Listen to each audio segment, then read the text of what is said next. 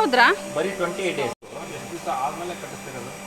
ಹಸುನ ನಾವು ಹಾಕಿ 28 ಮಂತ್ಸಿಗೆ ಪ್ರೆಗ್ನೆಂಟ್, 28 ಮಂತ್ಸ್ ಆದಮೇಲೆ ಪ್ರೆಗ್ನೆಂಟ್ ಆಗುತ್ತೆ. ಆಯಿತಾ? ಹಾಯ್, ಹಲೋ, ನಮಸ್ತೆ, welcome back to my channel. ನಾನು ಹಿಂದಿನ 2 ವಿಡಿಯೋದಲ್ಲಿ ಗೀ ಹಸುಗಳ ಬಗ್ಗೆ ಹೇಳಿದ್ನಲ್ವಾ. ಸೊ ಇವತ್ತಿನ ವಿಡಿಯೋದಲ್ಲಿ ಆ ಗೀ ಹಸುಗಳ ಬಗ್ಗೆ ಇನ್ನಷ್ಟು ಮಾಹಿತಿಯನ್ನು ಮಧುವಣ್ಣ ನೀಟಾಗಿ ಹೇಳಿದ್ದಾರೆ. ನಾನು ಅಲ್ಲಿ ಹೋದಾಗ ಒಂದನ್ನು ಅಬ್ಸರ್ವ್ ಮಾಡಿದೆ. ಆಗ ಹಸುವನ್ನು ಬಿಟ್ಟ ತಕ್ಷಣ ಹಾಲು ಕರೆಯುವ ಜಾಗಕ್ಕೆ ಎಷ್ಟು ನೀಟಾಗಿ ಹೋಗಿ ನಿಂತ್ಕೊಳ್ತು. ಆಮೇಲೆ ಪರ್ಟಿಕ್ಯುಲರಾಗಿ ಅಲ್ಲಿ 2 ಪ್ಲೇಸಸ್ ಇತ್ತು. ಅದರಲ್ಲಿ ಡೈಲಿ ನಿಂತ್ಕೊಳ್ಳೋ ಪ್ಲೇಸ್ಗೆ ಅದು ನಿಂತ್ಕೊಂತು. ಅದು ನನಗೆ ತುಂಬ ಇಂಟ್ರೆಸ್ಟಿಂಗ್ ಅನ್ನಿಸ್ತು.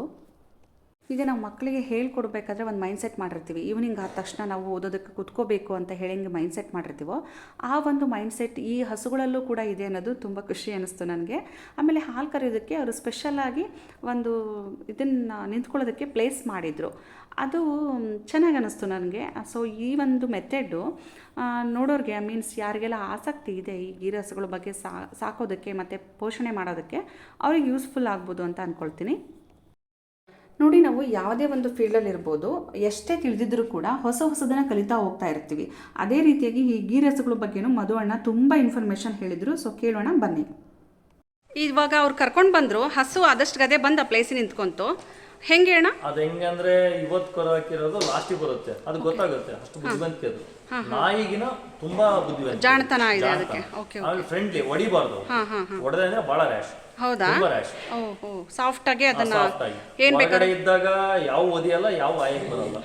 ನೀವು ಒಳಗಡೆ ಸೇರ್ಸ್ಬೇಕಾದ್ರೆ ನೀವೇನೋ ಹೊಡೆದ್ರೆ ಮುಗಿದೋಯ್ತು ಕತೆ. ಹಾಲು ಕೊಡಲ್ಲ, ಏನು ಮಾಡಲ್ಲ. ಹೌದಾ? ಚೆನ್ನಾಗಿ ಒದಿತಾಳೆ. ಓಕೆ. ಇದು ಆಕ್ಚುಲಿ ಸ್ಟ್ಯಾಂಡ್ ನಾನೇ ಡಿಸೈನ್ ಮಾಡ್ಕೊಂಡಿರೋದು. ಹೌದಾ? ಅಂತ ನಾನೇ ವೆಲ್ಡ್ ಮಾಡಿ ನಾನೇ ಡಿಸೈನ್ ಮಾಡ್ಕೊಂಡಿರೋದು. ಈ ತರ ಇದ್ರೆ ಚೆನ್ನಾಗಿ ಅಂತ. ಇವು 1 ವೀಕ್ ಕರು ಹಾಕಿದಾಗ ಎಷ್ಟೇ ಹಳೆ ಹಸುವಾಗಿದ್ರು ಒದಿತಾವೆ, 1 ವೀಕ್ ಒದಿತಾವೆ. ಇದಕ್ಕೆ ಸೆಟ್ ಮಾಡ್ಬಿಟ್ಟಿದ್ದೆ ನಾನು ಇವಾಗ. Okay okay. ಅದು ಒಂದು ಅಬ್ಸರ್ವ್ ಮಾಡಿದ್ವಿ, ಆ ಹಸುನ್ ಕರ್ಕೊಂಬಂದ ತಕ್ಷಣ ಅದ್ರ ಪ್ಲೇಸಿಗೆ ಹೋಗಿ ನಿಂತ್ಕೊಂತು. ಅದು ಪ್ಲೇಸ್, ಈ ಹಸು ಇಲ್ಲೇ ಹಾಲು ಕರಿಬೇಕು, ಈ ಹಸು ಇಲ್ಲೇ ನಿಂತ್ಕೊಳ್ಬೇಕು. ಅದು ಗೊತ್ತಾಗುತ್ತಾ? ಹಾಲು ಗೊತ್ತಾಗುತ್ತೆ. ಓಹೋ, ಇದೇನಾದ್ರು ಈ ಕಡೆ ಬಂದ್ರೆ ಹಾಲೇ ಕೊಡಲ್ಲ. ಹಂಗ? ಓ, ಆ ಥರ ಮೈಂಡ್ ಸೆಟ್ ಆಗ್ಬಿಟ್ಟಿದೆ. ಆ ಥರ ಅವ್ರು ಸೆಟ್ ಆಗ್ಬಿಟ್ಟೆ ಜಾಗ. Okay okay. ಹಾಂ, ಈ ಕಡೆ ಹೋದ್ರೆ ಈ ಕಡೆ ಕಾಲು ಕಟ್ತಾನೆ. 1 ಕಾಲು ಕಟ್ತೀವಿ ಅಷ್ಟೇ, ಕಾಲು ಕಟ್ಟಲೇಬೇಕು. ಹೌದಾ? ಕಾಲು ಕಟ್ಟಲೇಬೇಕು. ಗುದ್ದಬಾರ್ದು ಇಲ್ಲಿ. ಕೆಚ್ಚಲಿ ಗುದ್ದಿದಾಗ ಮಿಷಿನ್ ತಪ್ಪತ್ತೆ. ಹೌದಾ? ಮತ್ತೆ ಕರು ಎಲ್ಲಿ ಕರ್ಕೊಂಬಂದಿರಿ? ಇಲ್ಲೇ ಬರುತ್ತೆ, ಅಂದ್ರೆ ಗುದ್ದಲ್ಲ ಕೆಚ್ಚಲಿಗೆ. Okay okay. ಹಾಂ, ಕೆಚ್ಚಲಿ ಗುದ್ದಬಾರ್ದು ಅಂತ ಈ ಕಡೆ ಜಾಸ್ತಿ ಹೈಟ್ ಕಡಿಮೆ ಮಾಡಿದ್ದೀವಿ. Okay okay. ಇದು ಹಾಲು ಕರೆಯ ಜಾಗ ಇದೆ, ನಮ್ದು ಹಾಲು ಕರೆಯ ಜಾಗ ಇದೆ. ಅಂದ್ರೆ ಅವ್ನ ಕೈಯಿಂದ ಕರಿಬೇಕಾದ್ರೆ ಮಾಡ್ಬೇಕಾದ್ರೆ ಒಂದ್ ಸೈಡ್ ಕಾಲ್ ಕಟ್ಕೊಂಡಿರ್ತಾನೆ, ಆ ತರ. ಅವ್ನಿಗೆ ಈ ತರನಾ? ಅಂದ್ರೆ ಅದು ಈಸಿಯಾಗಿ ಹಾಲು ಕೊಡಲ್ಲ ಕರಿಯುವಾಗ? ಯಾವ ಕೊಡಲ್ಲ. 3 ಟೀಟಿಗೆ ಇದನ್ನ ಹಚ್ಚಿರ್ತೀವಿ. Okay, machine ಹಚ್ಚಿರ್ತೀರಾ? ಆ ತರ ತುಂಬಾ ಪ್ರೊಸೀಜರ್ ಇದೆ ಆಗಿದ್ರೆ ಇದು. ಆದ್ರೆ ಒಂದು ವಿಶೇಷ ಅಂದ್ರೆ ಇದು ನೀವು ಕಟ್ಟಬೇಕು ಕಾಲು ಅಂತ ಹೇಳಿದ್ರೆ. ಕಟ್ಟಲೇಬೇಕು, ಸುಳ್ಳು ಅದು. Okay okay. ಕೆಲವೊಂದು ಇರ್ತವೆ, ಯಾವುದೋ ಒಂದು ಸಾಧು ಹಸು ಇರ್ತದೆ, ಅದು ನಡೆಯುತ್ತೆ. ಇದಾವೆ, ನಮ್ಮ ಹತ್ರ ಇದಾವೆ, ಬಟ್ ನಾವೆಲ್ಲ ಅಭ್ಯಾಸ ಮಾಡ್ಬಿಟ್ಟಿದೀವಿ. ಆ ತರ ಕಟ್ಟಬೇಕು. ಲೇಬರ್ ಅಲ್ಲ, ಎಲ್ಲ ಲೇಬರ್. ಇವು ಹೆಂಗಂದ್ರೆ, ಇದು ಏನ್ ಫುಡ್ ಇದು? ಇದು ಹತ್ತಿಕಾಳು ಹಿಂಡಿ, ಮೆಕ್ಕೆಜೋಳದ್ದು ನುಚ್ಚು, ಆಮೇಲೆ ಶೇಂಗಾ ಹಿಂಡಿ, ಅಲಸಂದಿ ನುಚ್ಚು, ಆಮೇಲೆ ಗೋಧಿ ನುಚ್ಚು. ಗೋಧಿ ತಗೊಂಡು ಹಾಕ್ತೀನಿ.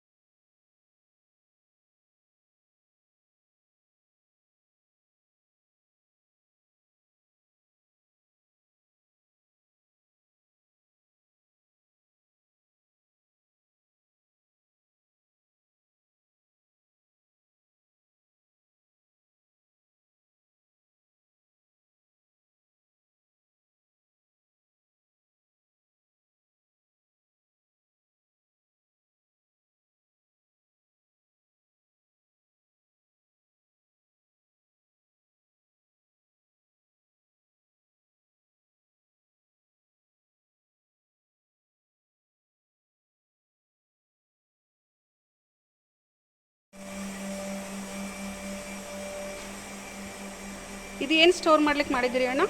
ಇದು ಸ್ಲರ್ರಿ ಅಂದ್ರೆ ಒಂದು 25,000 ಲೀಟರ್ದು ಆಕಳ ಗಂಜಲನ ಸ್ಟೋರ್ ಮಾಡ್ತೀವಿ. Okay okay. ಹೆಂಗೆ ಅದು? ಅಂದ್ರೆ ಇಲ್ಲೆಲ್ಲೇ ಗಂಜಲ ಹಾಕಿದ್ರು ಬಂದು ಇಲ್ಲಿ ಸ್ಟೋರ್ ಆಗುತ್ತೆ, ಆ ತರ ವ್ಯವಸ್ಥೆ ಮಾಡಿದ್ದೀರಾ? ನಾರ್ಮಲ್ ಆಗಿ ನಾವೇನು ಪ್ಲಾನ್ ಏನು ಮಾಡಿಲ್ಲ, ಬಟ್ ಅಂಡರ್ ಗ್ರೌಂಡ್ ಇದೆ. ಇದು 25,000 ಲೀಟರ್ ಹಿಡಿಯುತ್ತೆ. ಇಲ್ಲಿ 50 ಸತಿ ಫೋನ್ ಮಾಡಿದ್ರೆ ಅಷ್ಟೇ ಕೊಡೋದು. ಓಕೆ ಓಕೆ, ಗಂಜಲ ಮಾತ್ರ ಕೊಡ್ತೀರಿ? ಸುಮ್ಮನೆ ನಮಗೆ ಬೇಕಾದಾಗ ಅಷ್ಟೇ. ಓಕೆ ಓಕೆ, ಮಾರಲೇಬೇಕಂತ ಏನಿಲ್ಲ. ಹಾಂ, ಬಟ್ ಸಗಣಿ ಗೊಬ್ಬರ ಮಾತ್ರ ಸೇಲ್ ಮಾಡಲ್ಲ? ಸಗಣಿ ಗೊಬ್ಬರ ಮಾತ್ರ ಬೇಕಲ್ಲ, ಗಂಜಲ ಅದೆಲ್ಲ ನಾವು ಸೇಲ್ ಮಾಡಲ್ಲ. ಗಂಜಲ ಮಾತ್ರ ಕೊಡ್ತೀನಿ, ನನಗೆ ಎಕ್ಸಸ್ ಆಗುತ್ತೆ, ಒಂದು 3 ತಿಂಗಳು ಎಕ್ಸಸ್ ಆಗುತ್ತೆ, ಅವಾಗ ಮಾತ್ರ ಕೊಡ್ತೀನಿ. ಇನ್ನು ಬಾಕಿ ಟೈಮಲ್ಲಿ ನಾನೇ ಯೂಸ್ ಮಾಡ್ತೀನಿ. ಇದು ನಿಮ್ಮದು ಸಗಣಿನೆಲ್ಲ ಹಾಕಿದ ಮೇಲೆ ಡಿಫ್ರೆನ್ಸು ನಿಮಗೆ ಗೊತ್ತಾಗಿದೆಯಾ? ಓ, ತುಂಬ ಇದೆ. ನಮ್ದು ಆಲ್ಮೋಸ್ಟ್ ಆಲು ಇವರೇನೇ ಯೂಸ್ ಮಾಡಲ್ಲ. ನಾನು ಈ ವರ್ಷ ತಗೊಂಡಿದ್ದೆ. ಜೋಳ ಎಲ್ಲ ನಿಮ್ಗೆ ಚೆನ್ನಾಗಿ ಬೆಳೆದಿದೆ ಅಂತ. ಬೇಳೆ ಜೋಳ ಎಲ್ಲ ತುಂಬ ಚೆನ್ನಾಗಿದೆ. ನಾವು ಎಕರೆಗೆ ಹೊರವಲ್ಲ 45ರಿಂದ 50 ಕ್ವಿಂಟಲ್ ಬರುತ್ತೆ. ಮಾಡ್ಬೇಕು. ಸಗಣಿ ಗೊಬ್ಬರ ಹಾಕಿ ಭೂಮಿನೂ ಹಾಳಾಗಲ್ಲ. ಬಟ್ ಯೂರಿಯಾ ಮಾತ್ರ ಯೂಸ್ ಮಾಡಲ್ಲ. ಇವರೆಲ್ಲ ಹೇಳ್ತಿದ್ರಲ್ಲ ಈಗ ನಾನು ಗೊಬ್ಬರ ಬೀಜ ಹಾಕ್ಬೇಕಾದ್ರೆ ಗೊಬ್ಬರನೇ ಬಿತ್ತಿಲ್ಲ. ನಾವು ಹೋದಂಥ ಟೈಮಲ್ಲಿ ಅವರ ಹಸುಗಳನ್ನು ಹಾಲು ಕರೆಯೋ ಟೈಮ್ ಆಗಿತ್ತು. ಸೊ ಆವಾಗ ಫಸ್ಟಿಗೆ ಒಂದು ಹಸು ಹೋಗಿ ನಿಂತ್ಕೊಳ್ತು. ನಾನು ಅಷ್ಟು ಇಂದಾಗಿ ಅಬ್ಸರ್ವ್ ಮಾಡಲಿಲ್ಲ. ಆಮೇಲೆ ನೆಕ್ಸ್ಟ್ ಅವ್ರು ಹೇಳಿದ ನಂತರ ಮತ್ತೊಂದು ಹಸುನ ಬಿಟ್ಟಾಗ ಅದು ಕರೆಕ್ಟಾಗಿ ನೀಟಾಗಿ ಯಾವ ಪ್ಲೇಸಿಗೆ ನಿಂತ್ಕೋಬೇಕಿತ್ತು ಆ ಪ್ಲೇಸ್ಗೆ ಹೋಯಿತು. ಆದರೆ ಮಧ್ಯದಲ್ಲಿ ಅಲ್ಲಿ ಏನಾದರೂ ಫುಡ್ ಇಟ್ಟಿದ್ರು ಅಂದರೆ ತಿನ್ಕೊತ ನಿಂತಿತ್ತು ಅಷ್ಟೇ. ಸೊ ಆಮೇಲೆ ನೆಕ್ಸ್ಟ್ ಅದ್ರ ಡೈರೆಕ್ಷನ್ ತೋರಿಸಿದಾಗ ಕರೆಕ್ಟಾಗಿ ಹಾಲು ಕರೆಯೋ ಒಂದು ಪ್ಲೇಸ್ಗೆ ಹೋಗಿ ತಾಯಿನ. ಹೌದಾ?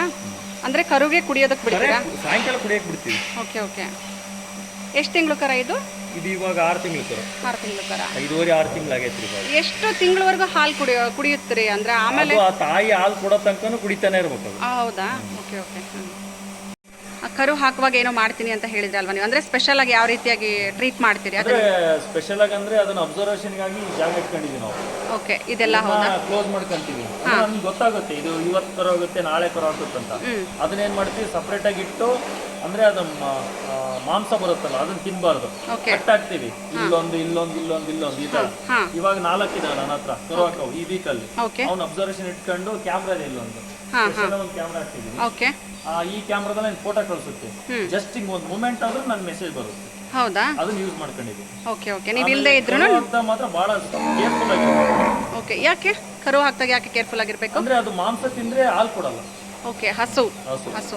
ಇದು ನಾನು ಫ್ರೀ ಶೆಡ್ ಎಲ್ಲ ಮಾಡಿರೋದು. ಇವಕ್ಕೆ ಕಟ್ ಹಾಕಿ ಅಭ್ಯಾಸ ಇರಲ್ಲ. ಓಕೆ. ಫ್ರೀ ಆಗಿ ಏನಾದ್ರು ಕೈ ಬಿಟ್ರೆ ಅದು ಹೊಟ್ಟೆ ಹಸುವಿಗೆ ಮಾಂಸ ತಿಂದ್ಬಿಡುತ್ತೆ. ಓಕೆ ಓಕೆ, ಆ ಥರ.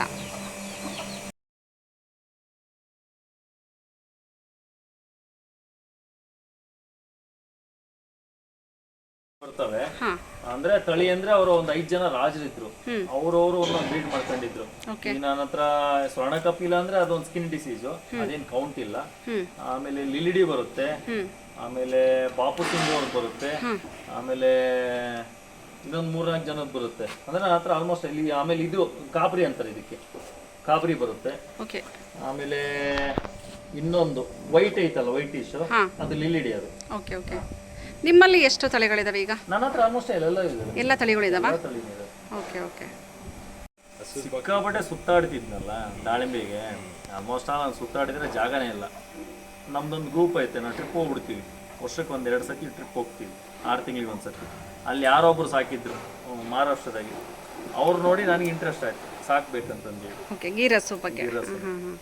ಅವಾಗ ಅವ್ರ ಬಗ್ಗೆ ಎಲ್ಲ ಮಾಹಿತಿ ಎಲ್ಲ ತಿಳ್ಕೊಂಡ್ರ? ನಾನೇ ಖುದ್ದು ಗುಜರಾತಿಗೆ, ನಮ್ಮಪ್ಪ ನಾನು ಗುಜರಾತ್ಗೆ ಹೋಗಿ ತಗೊಂಡ್ಬಂದ್ವಿ.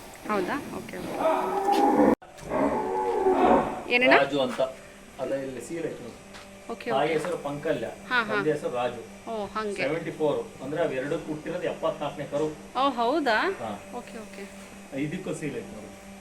ಇನ್ನು ಸಾಕಷ್ಟು ಮಾಹಿತಿಗಳನ್ನು ಹೇಳಿದರು ಮಧು ಅಣ್ಣ. ನನಗೆ ಅಷ್ಟು ಅಂದರೆ ಗೀರಸುಗಳ ಬಗ್ಗೆ ಅಷ್ಟೊಂದು ಗೊತ್ತಿರಲಿಲ್ಲ ಅಲ್ವಾ. ಸೊ ಇದನ್ನು ಈ ಸಾಕಾಣಿಕೆ ಮಾಡಬೇಕು ಅಂದರೆ ಅದರ ಬಗ್ಗೆ ಯಾರಿಗೆಲ್ಲ ಆಸಕ್ತಿ ಇದೆ, ಸೊ ಫಾರ್ಮ್ ಮಾಡೋರಿಗೆ ಅವ್ರಿಗೆ ತುಂಬ ಯೂಸ್ಫುಲ್ ಆಗುತ್ತೆ ಅಂತ ಅಂದ್ಕೊಳ್ತೀನಿ. ಇನ್ ಕೇಸ್ ಏನಾದರೂ ಇನ್ನೂ ಜಾಸ್ತಿ ಮಾಹಿತಿ ಬೇಕು ಅಂದರೆ ಡಿಸ್ಕ್ರಿಪ್ಷನಲ್ಲಿ ಅವರ ಒಂದು ನಂಬರ್ ಹಾಕಿರ್ತೀನಿ, ಸೊ ಕಾಂಟ್ಯಾಕ್ಟ್ ಕೂಡ ಮಾಡ್ಬೋದು. ಸುಮಾರು ವಿಚಾರಗಳು ಅವರು ಡೀಟೇಲಾಗಿ ಹೇಳಿದರು, ಇನ್ನೂ ಹೇಳ್ತಾನೆ ಇದ್ದರು ಪಾಪ. ಸೊ ನಾನು ಎಷ್ಟು ಸಾಧ್ಯನೋ ಅಷ್ಟು ಮಾತ್ರ ಕ್ಯಾಪ್ಚರ್ ಮಾಡಿದೆ. ಅವ್ರದ್ದು ಒಂದು ತೇರಿ, ಯಾವುದೇ ಒಂದು ವಿಚಾರ ಗೊತ್ತಾದ್ರೂ ಅದನ್ನು ನೀಟಾಗಿ ತಿಳಿಸ್ಬೇಕು ಅನ್ನೋದು ಒಂದು ಥಾಟ್ ಇದೆ ಅವ್ರಿಗೆ. ಮಧು ಅಣ್ಣನ ವೈಫ್ ಮೋನಿಕಾ ಈ ಗೀರಸುಗಳ ತುಪ್ಪವನ್ನು ಮಾಡಿಬಿಟ್ಟು ಬೇರೆ ಕಡೆ ಎಲ್ಲ ಅವರು ಸೇಲ್ ಮಾಡ್ತಾರೆ. ಅದ್ರ ಬೆನಿಫಿಟ್ಸ್ ಏನು, ಅದನ್ನು ಹೇಗೆ ಮಾಡ್ತಾರೆ, ಯಾವ ಮೆಥಡಲ್ಲಿ ಮಾಡ್ತಾರೆ ಅನ್ನೋದನ್ನು ಕೂಡ ನೆಕ್ಸ್ಟ್ ವಿಡಿಯೋದಲ್ಲಿ ಅಪ್ಲೋಡ್ ಮಾಡ್ತೀನಿ. ಈ ಒಂದು ವಿಡಿಯೋ ಇಷ್ಟ ಆಗಿದ್ರೆ ಲೈಕ್ ಮಾಡಿ, ಶೇರ್ ಮಾಡಿ, ಹಾಗೆಯೇ ನನ್ನ ಚಾನಲ್ನ ಸಬ್ಸ್ಕ್ರೈಬ್ ಮಾಡದೆ ನೋಡ್ತಾ ಇದ್ದರೆ ಪ್ಲೀಸ್ ಸಬ್ಸ್ಕ್ರೈಬ್ ಮಾಡ್ಕೊಂಡು ನೋಡಿ. ಪಕ್ಕದಲ್ಲಿರೋ ಬೆಲೈಕನ್ನ ಪ್ರೆಸ್ ಮಾಡಿ ಆಲ್ ಅಂತ ಕೊಡಿ. ಹಾಗೆ ನಾನು ಹಾಕೋ ಎಲ್ಲ ವೀಡಿಯೋಸ್ ನೋಟಿಫಿಕೇಷನ್ ಕೂಡ ನಿಮಗೆ ಬಂದು ರೀಚ್ ಆಗುತ್ತೆ. Thank you for watching. ಮತ್ತೊಂದು ವಿಡಿಯೋದೊಂದಿಗೆ ಸಿಗ್ತೀನಿ. ಅಲ್ಲಿವರೆಗೂ ನಮಸ್ಕಾರ.